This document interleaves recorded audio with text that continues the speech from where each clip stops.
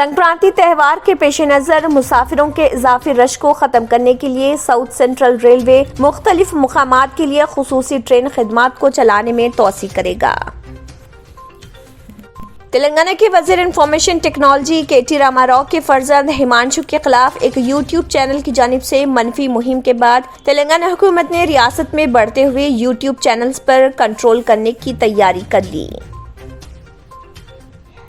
हिंदुस्तान में माह मार्च के ओवाइल में कोरोना वायरस की नई किस्म ओमिक्रॉन के मरीजों की तादाद में यौमिया 1,80,000 था 2 लाख का इजाफा होगा और माह फरवरी से ही हिंदुस्तान में कोरोना वायरस की तीसरी लहर शिद्दत इख्तियार कर जाएगी।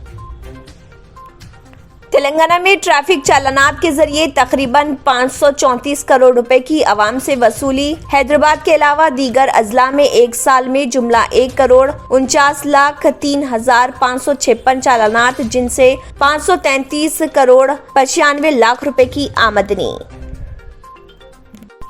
वजीर फाइनेंस हरीश राव ने मरकजी वजीर ज़राअत नरेंद्र सिंह तोमर के उस बयान पर मरकज को तनकीद का निशाना बनाया कि मनसूख शुदा तीनों ज़रई क़वानीन दोबारा मुतारिफ करवाए जाएंगे।